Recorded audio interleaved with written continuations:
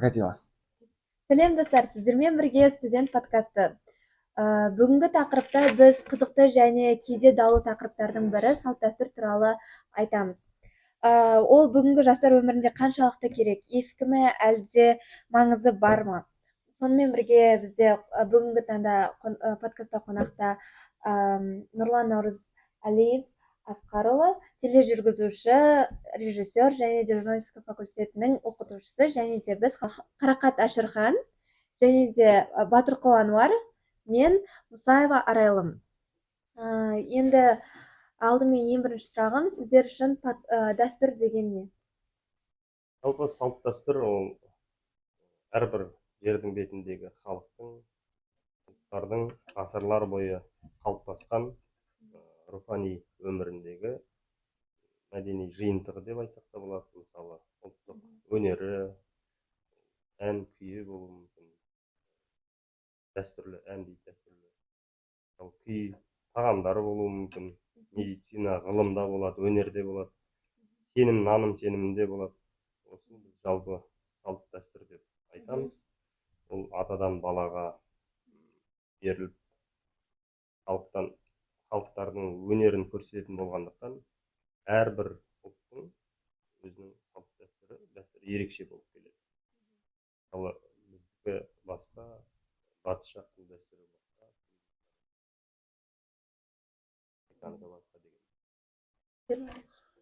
Негізі тағы да бір сұрақ қойсам болады ма сізге? Негізі қазір заман дами бастап жатыр, өзгеріп тұр. Ал бірақ дәстүр сол қалыппен қалып тұр. Негізі дәстүр заманмен бірге жүру керек пе, әлде өз жаратылған кезіндегі сәтте қалпында қалу керек пе? Қалай ойлайсыз? Айтып отырғаныңыз дұрыс. Жаңа технология дамыған кезде, ол біздің салт дәстүр жаһанданудың ығында қалып қойса, біз ұтылып кетеміз. Басқа елдердің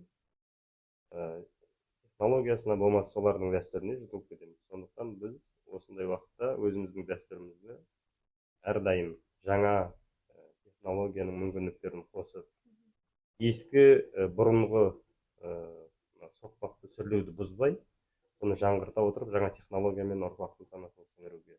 Мысалы, біздің дәстүрлі әндерімізде бұрынғы күйлер, олар жай ғана домбырада орындалады. 2 шекті домбырада, 3 шекті домбырада, қараби, 9 шекті домбыра тартты дейміз. Соның бәрінде орындалғанымен, олар қазіргі мына заманауи технологиялар бар ғой, синтезатор дейміз, болмаса мына гитара, тағы басқа саксофон, үрмелі аспаптар. Әртүрлі аспаптармен орындалған музыкадан ешқандай кем емес. Домбырамен орындалған ән, күй.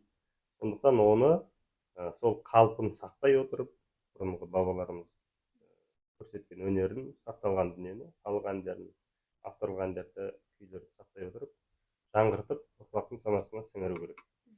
Бірақ түп нұсқаны негізді жойып алуға болмайды. Жалпы Конфуций айтады екен, ғылымды дамытудың жолы бар. Біріншісі еліктеу жолы, бұл ең жеңіл жол. Екіншісі тәжірибе жолы, бұл ең күрделі жол. Ойланыстар, толғаныстар жолы, бұл ең игілікті жол. Осының ішіндегі еліктеу дегеніміз, бұл ең жеңіл жол. Сіз еліктей берсек, онда өзіміздің дәстүрімізді жоғалтып аламыз. Ал ғасырлар бойы қалыптасқан халықтың тәжірибесінен туындаған осындай өнерімізді қалпын бұзбай ары қарай жеткізсек, онда біз сол бабалардың аманатын орындаған боламыз. Ойланыстар, толғаныстар деп отқаны, сол терең дүниені, тарихты, өнерді оқу, тоқу арқылы ойланы, мысалы, Шәмшінің әндері әнұранға айналып отыр қазір, Жұмекен Нәжімеденов жазған сөзін. Олар ежелгі дәстүрлі халықтың әндерінің бойына сіңірген адамдар ғой, сөйтті да өзінің әндерін жазып шықты. Ол халықтық деңгейде тарап кетті біздің әнұранымызға дейін. Сондай деңгейде айта берсек. Енді сіздер де қосылып отырыңыздар, мен ары қарай қайта дамытармын сұрақтарымды. Былай ғой, салт дәстүрді сақтау керек дейміз да. Бірақ ең қызығы айтып кеттіңіз, Қазақстан үлкен ғой. Батыс, шығыс, оңтүстік, солтүстік. Әр өңірде өзіндік бір ерекшеліктері бар салт дәстүрлердің. Және де бір қалыптасып қалған, қатып қалған ережелер жоқ дәстүрлердің бізде. Яғни мысалы батыста басқаша тойласа үйлену тойларын, басқа дәстүрлерді басқаша сақтаса секілді. Осы мәселе қалай шешіледі? негізі дұрыс па бұл? Жоқ, енді жетпісте жалпы ежелде бізде ондай қатты бір айырмашылықтар жоқ болғанда, баяғыда атпен жүрген кезде ата бабаларымыз жаңағы мысалы ең дүние өзіңіз айтып отырған үйлену тойды айтып отырсыз ба? Негізі бұл терең дүние да. Жақсы сұрақ қойып отырсыз. Мысалы қазақта бұрында айтқанда бір өзеннен су ішкен қызды алма деген. Сосын жігіттерге 7 өзенден асып барып үйлен деген да, қыз алыңдар. Сосын 7 атаға жетпей қыз алмаған. Енді қазақта былай айтқан кезде, осы жерде Іле өзені бар. Алматыда, Алматы облысында Жайық бар, батыста. Шығыс жақта Ертіс өзені бар. Солтүстік жағымызда Астана Есіл бар. Сол өзеннің ортасында қаншама өзендер бар. Сол өзеннің бойын жайлап отырған рулар бір-бірімен қыз алып қыз беретін болса, жаңағы қалыптасқан дәстүрлі алмасады да, онда айырмашылық болмай қалады. Бұрын айырмашылық жоқ. Ал кейіннен келе біз кеңес үкіметінің саясатынан әртүрлі отырықшы болдық та, байланыстар түбегейлі үзілген жоқ, бірақ технология дамып, көлікпен жету қазір оңай, ұшақпен жету оңай, пойызбен жету оңай отырған.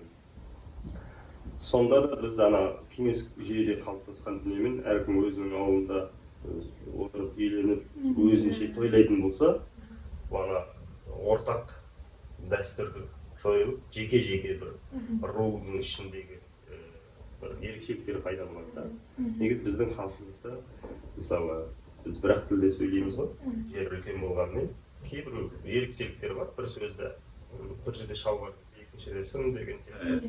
Тілдің өзінде бізде ондай диалектілер жоқ. Гаворлар болуы мүмкін, өңірлерге байланысты. Ал мысалы, Үндістан үлкен мемлекет қой, 1,4 миллиард халқы бар. Солардың 200-ге жуық диалектілері бар, мәдениеттері бар. Қаншама бір қалалар түсінбейді. Мысалы, Англияда да сондай ағылшын тілін бәріміз оқимыз ғой, бірақ оларда сондай диалектілер көп. Соларда болуы мүмкін да, дәстүрлердің ерекшеліктері, сондай басқа елдерде, Европаларда. Бізде бұрын болмайтыны сол жаңағы. Ең қарапайым нәрсе ол үйлену, сол арқылы ұрпақ жалғастыру, өзіңнің дәстүріңді ұрпақтың санасына сіңіру.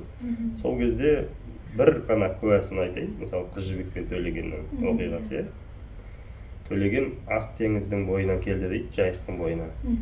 Ол жерорта теңіз болса керек, қазіргі Түркияның жері, сол жақтан Жағалбайының баласы келеді да, жаңағы Шектінің қызын алады, әлінің. Сонда екі ортада байланыс болмай ма? Сондай сияқты оқиғалар көптеп болған біздің жерімізде. Сонан айырмашылық жоқ. Енді қазір рас жаңа адамдар ойлайды, кішкене айырмашылықтар бар батыс пен шығыста, оңтүстік пен солтүстікте деп. Өзімізде байқаймыз ол күнделікті өмірде. Қалай ойлайсыз, соны қалай дұрыстауға болады? Қалай ортақ бір дәстүрді қалыптастыруға болады? Өзіңіз сол сұраққа жауап беріп отқан сияқты жаңағы, мысалы, технология дамыды ғой. Телеарналарда бағдарламалар жасауға болады. Журналистер мықты болу керек ол үшін. Салт дәстүрлерді бойына сіңірген, соны түсінетін, соны елге түсіндіртетін, ағарту жұмыстарымен айналысатын деңгейде болу керек. Журналистер терең білімді болу керек. Мысалы, Әлихан Бөкейхан, сөз бар ғой, Ахмет Байтұрсыновтың. Әлихан Бөкейхан біз көсем сөзші дейміз, сол публицист. Ахмет Байтұрсынов сол публицистиканы қазақтың көсем сөз деген сөзімен төркіндестіріп, оның ерекшелігі шешен сөзден ерекшелігі, шешен сөз ауызша айтылады осылай, көсем сөз қағаздың бетіне, газетке, кітапқа, журналға жазылады. Ал енді біздің қазір қолданып отырғанымыз видеокамера, бұл жазады, дыбысты жазады, жаңағы әріпті жазған сияқты біздің сөзімізді видеоға да, үнтаспаға жазады да, соны халыққа ұсынады. Осы технологияны пайдаланып журналистер терең білімді болып, жақсы бағдарламаларды таратса жастардың арасында, онда бізде дәстүрде ешқандай айырмашылық болмайды деп ойлаймын.